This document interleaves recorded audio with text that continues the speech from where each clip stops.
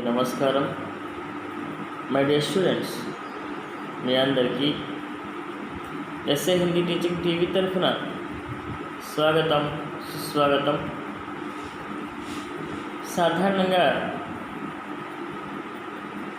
CBSE 7th grade lesson మిఠాయి వాలా lesson ఇవాళ చెప్పబోతున్నాను.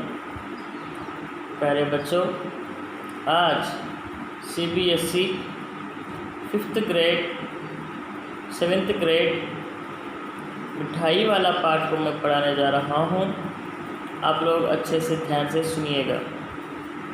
मिठाई वाला बहुत अच्छा लेसन है. చాలా మంచి లెసన్, జాగ్రత్తగా వినండి. बहुत ही मीठे स्वर के साथ वह गलियों में घूमता हुआ कहता है, बच्चों को बोलने वाला, खिलौने वाला,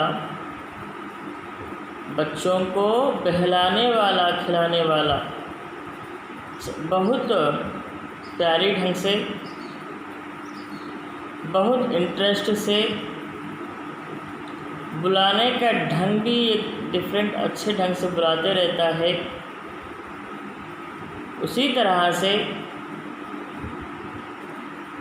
गलियों में फिरते रहता है. बच्चों को, छोटे बच्चों को बहलाते रहता है और खिलाता भी रहता है. बच्चों को खिलाते भी रहता है. సాధారణంగా ప్రతి రోడ్డు కూడా, ప్రతి విషయంలో కూడా, ప్రతి రోడ్డులో కూడా తిరుగుతూ పిల్లలతో మమకారాన్ని చూపిస్తూ ఆనందంగా, ఆహ్లాదకరంగా తిరుగుతూ తమ యొక్క వ్యాపారాన్ని, తన యొక్క మిఠాయి ఏదైతే ఉందో, ఆ స్వీట్ ఏదైతే ఉందో దాన్ని అమ్ముకోవటానికి ఒక వ్యక్తి వస్తాడు. నిజానికి ఆ వ్యక్తి అమ్ముకునే వ్యక్తా లేకపోతే ఏంటా అనేది మనం డిస్కస్ చేద్దాం లెసన్లో. इस अधूरे वाक्य को वह ऐसे विचित्र किंतु मधुर ढंग से गाकर कहता है. गाने वाले एक बार अस्थिर हो उठते हैं. उसके स्नेहाभिषिक्त कंठ से फूटा हुआ गान सुनकर निकट के मकानों में हलचल मच जाती है. छोटे छोटे बच्चों को अपनी गोद में लिए युवतियाँ चिकोम को उठाकर सज्जों पर नीचे झांकने लगती हैं. गलियों और उनके अंतर्व्यापी छोटे छोटे उद्यानों में खेलते हुए और इठलाते हुए बच्चों का झुंड उसे घेर लेता है और तब वह खिलौने वाला वहीं बैठकर खिलौने की पेटी खोल देता है. खिलौने वाला खिलौना पेटी खोल देता है.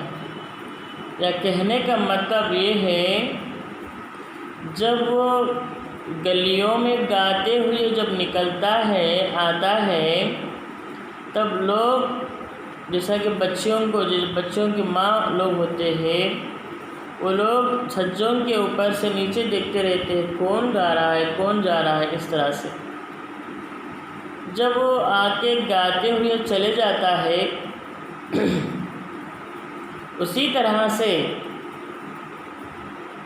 बच्चों कहाँ भी रहे, वो झुंड के साथ खेलते रहते हैं.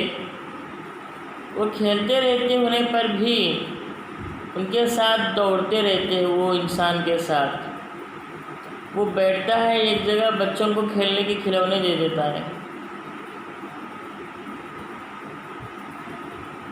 इस तरह से खेलने के खिलौने देकर खेलते रहता है, खुश रहता है, बच्चों को भी खुश करता है.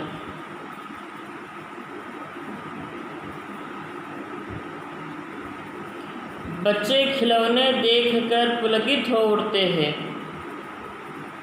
पैसे लाकर खिलौने का मेलभाव करने लगते। पूछते इसका दाम क्या है और इसका। खिलौने वाला बच्चों को देखता और उसकी नन्ही नन्ही उंगलियों से पैसे ले लेता और बच्चों की इच्छानुसार उन्हें खिलौने दे देता।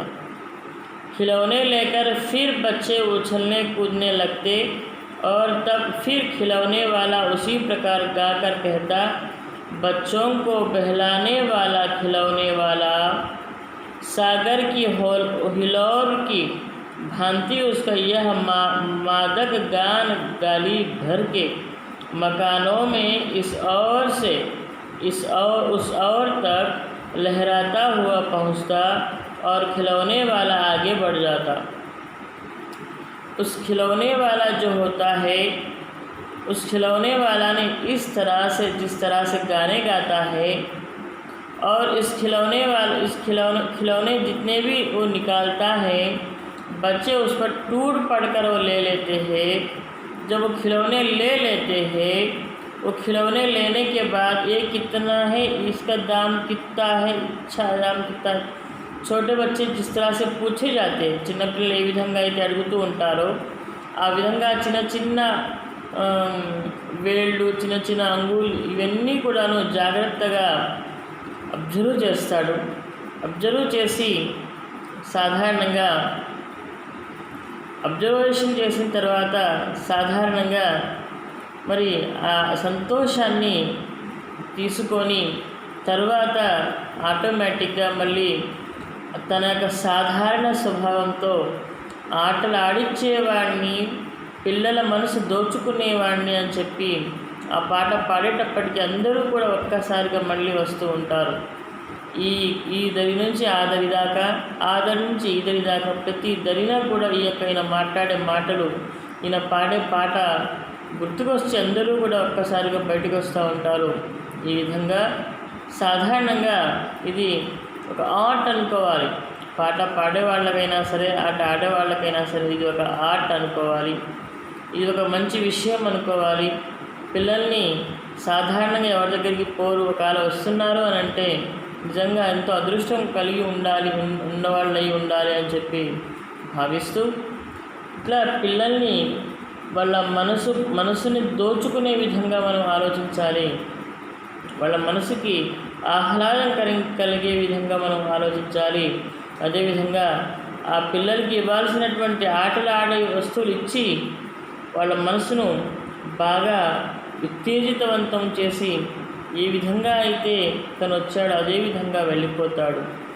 సో పిల్లల్ని ఉన్నంతసేపు హ్యాపీగా ఉంచుతాడు. ఇంతటితో మిఠాయి వాళ్ళ ఫస్ట్ పార్ట్ కంప్లీట్ అయిపోయింది. Thank you.